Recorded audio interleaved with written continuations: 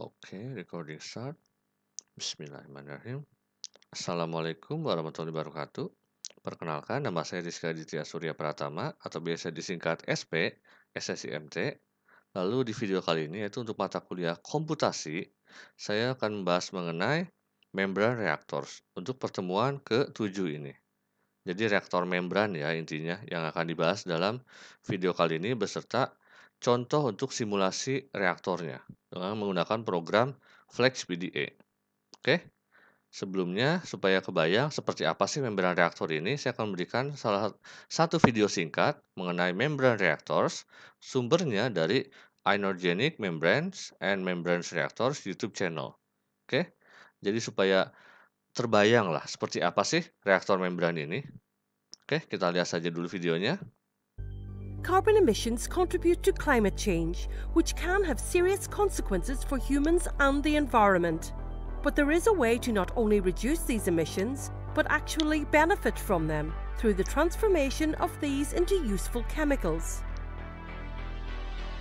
At the Inorganic Membranes and Membrane Reactors Chair at the Eindhoven University of Technology, we developed small-scale, intensified and integrated systems for the distributed production of chemicals. We make use of alternative energy and resources, like electricity, bio-based sources and CO2, and we combine these in new reactors, capable of continuous, high-efficiency production of chemicals. Examples of these novel reactors include membrane reactors that combine membrane separation and reaction. As an example, when methane from biogas reacts with water, hydrogen is formed with an equilibrium reaction that requires very high temperatures. Using membranes, we separate pure hydrogen while shifting the equilibrium reaction to completion at a lower temperature.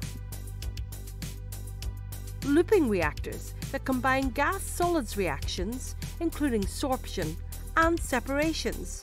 As an example, a solid material reacts with air and oxygen is separated, creating a metal oxide. This hot metal oxide is then used in the second reactor, where it supplies the heat, and at the same time oxygen is released by reaction with the fuel. And plasma reactors that combine low-temperature non-thermal plasma activation and reaction. In this case, we introduce energy in the system in the form of plasma. This way, high-energy and excited species allow reactions that would otherwise require high temperatures and pressures to occur. An example is ammonia production at ambient conditions, while otherwise it would be carried out at more than 250 degrees centigrade and a pressure of more than 150 bar. Inorganic Membranes and Membrane Reactor Group, your partner for new reactors development. Oke, cukup singkat dan jelas ya mengenai reaktor membran ini. Jadi ada beberapa jenis mengenai reaktor membran ini, tapi yang akan saya bahas di materi kali ini adalah reaktor membran palladium. Jadi suatu membran atau reaktor dengan menggunakan membran palladium yang digunakan untuk memisahkan hidrogen, yaitu untuk reaksi pemisahan hidrogen ya. Jadi contohnya seperti ini reaktornya, di mana kita memasukkan sweep gas, lalu dia akan bereaksi dengan fuelnya ini H2O plus air-nya di sini masuk, dia akan bereaksi di sini sama seperti yang ya lebih jelasnya di video barusan ya. Dia akan bereaksi setelah melalui membran PD ini, palladium ini, PD dan Ag biasanya ya, yang dia akan menghasilkan hidrogen dan sweep gas. Jadi dipisahkan hidrogennya dari sweep gas ini. Dan ini sisanya keluar dari si retentate ini. Dengan ini ada bed katalisnya, oke. Jadi gasnya masuk ke sini dan dengan fuelnya di sini CH4+H2O di sini, dia akan masuk dan terpisah menjadi H2 plus sweep gas lagi gitu. Nah, membrannya ada di sini. Di mana contohnya adalah membran palladium yang memiliki panjangnya 10 cm saja ya. Jadi nggak gede-gede membrannya karena palladium itu logam mulia yang cukup mahal. Apalagi PD Ag dengan perak juga. Tebalnya hanya 20 mikron saja atau 20 kali 10 pangkat min 6 gitu. Membran logam ini digunakan untuk apa? Untuk ya pemisahan. Reaksi pemisahan untuk memisahkan hidrogen dari sisi sel menuju sisi tube-nya ini. Oke. Nah, membran itu dilapiskan pada sisi luar dari tube, di mana membrannya ini akan bekerja dengan reaksi reaksi disosiasi. H2 menjadi 2H di permukaan membrannya. Lalu spesies H dia akan masuk melalui membran dan akan membentuk kembali H2 di luar membrannya. Jadi H2 masuk jadi 2H dan keluar lagi jadi H2 lagi. Kira-kira seperti itu cara pemisahannya atau mekanisme reaksi pemisahannya. Oke. Nah, reaksi yang terjadi adalah reaksi disosiasi, di mana reaksi disosiasi hidrogen ini itu adalah reaksi kesetimbangan dengan persama reaksi sebagai berikut dan Kf-nya adalah 0,5. Reaksi persama reaksinya seperti ini ya, min R sama dengan Kf dikali CH2 dikurangi 0,1 kali Kf dikalikan CH kuadrat. Kira-kira seperti itu untuk persamaan reaksi untuk reaksi disosiasinya. Nah, kita juga mempertimbangkan fluks molarnya untuk, hidrogen yang mengalir, di mana fluks molarnya untuk fluks molar hidrogen ini dia akan mengikuti persamaan ini dengan D atau laju alir membrannya 18 kali 10⁻⁵ dan D kecil ini D besar atau biasa juga supaya nggak sama ya QP gitu di persamaan PDE-nya. D kecil adalah tebal membrannya, oke? Di mana persamaannya adalah seperti ini. Flux molar hidrogen JH adalah D besar per D kecil dikalikan dalam kurung CH in pangkat 0,5 dikurangi CH out pangkat 0,5 kurung tutup. Oke.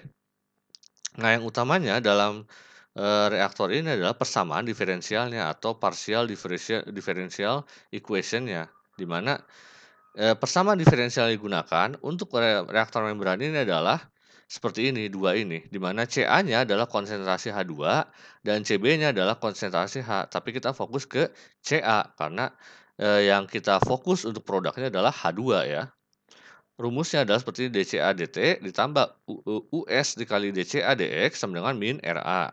Lalu untuk yang B-nya, dCb dt ditambah US kali dCb dx sama dengan 2Ra minus JCb. Oke. Nah, itu kira-kira data-data yang kita butuhkan untuk memulai simulasi menggunakan program FlashPDA. Nah, untuk simulasinya, nah kita coba dengan kondisi sebagai berikut.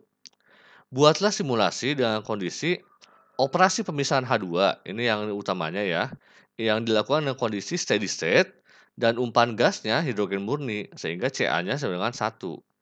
Lajunya 1,5 cm per second. Nah, bagaimana cara kita membuat simulasinya? Nah, kita masukkan ke FlexPDA, yaitu seperti ini. Jadi, title-nya ya membran reaktornya seperti biasa ya, atau reaktor membran nggak masalah, karena ini hanya judul saja. Aduh, punten, suara saya agak serak. Next, koordinatnya Cartesian 1, variabelnya Ca dan Cb, karena ada dua ya, Ca untuk H2, Cb untuk H saja. N grade-nya 50, error limitnya 0,01 standar ya untuk metode kontrolnya. Lalu untuk ini, data kolomnya kita gunakan komersial, di mana LR-nya panjangnya itu adalah 0,1 meter, jadi nggak usah panjang-panjang amat kolomnya ini.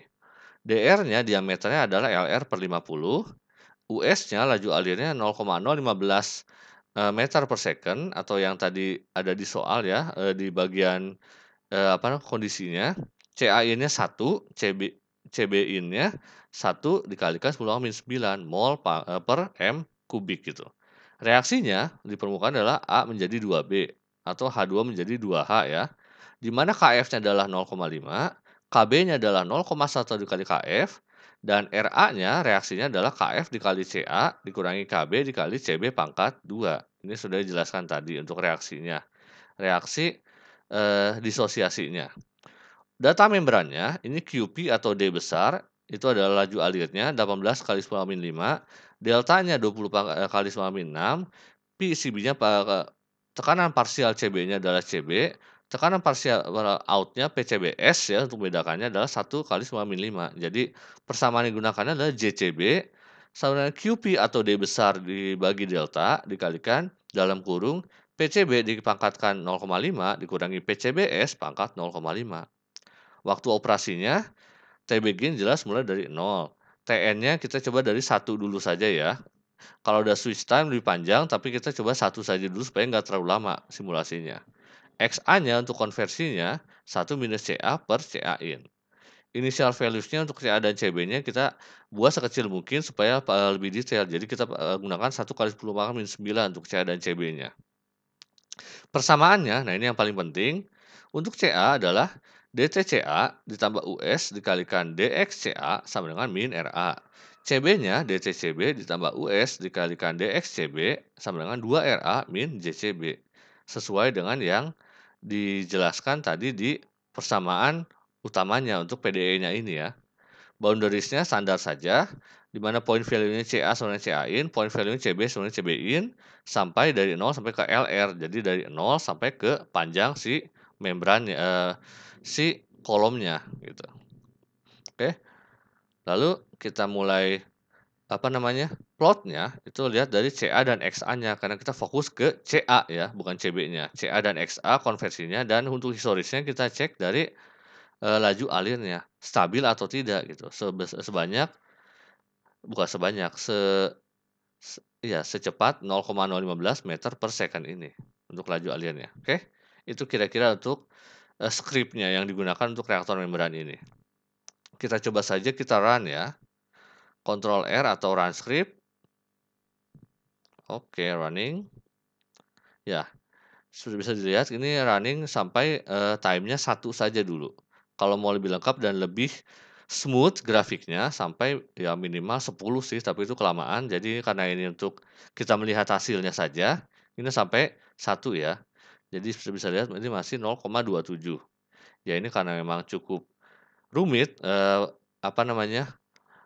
skripnya dan juga persamaan juga lumayan rumit yang bisa dilihat tadi. Jadi ya seperti ini, agak berat juga processing-nya.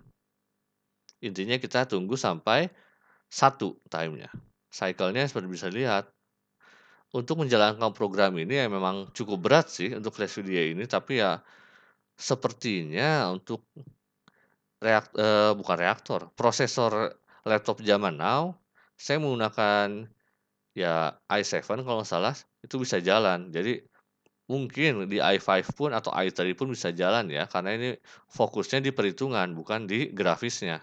Kecuali kalau kita menggunakan perhitungan plus juga grafis yang 3D-nya. Seperti misalnya contoh yang sebelumnya, yang sebelumnya cuma 2 dimensi ya. Oh, pas sudah selesai juga. Jadi kalau yang sebelumnya kan mikroreaktor itu menggunakan heat map-nya itu 2 dimensi. Kalau ini kan kita menggunakan 1 dimensi saja karena kita fokus ke perhitungannya. Jadi bisa dilihat CA-nya dari awalnya 1 dia langsung ya terkonversi atau langsung turun menjadi 0, walaupun sih masih ada fluktuasi tapi langsung stabil sampai ke, T-nya 1 gitu, sampai LR-nya 1.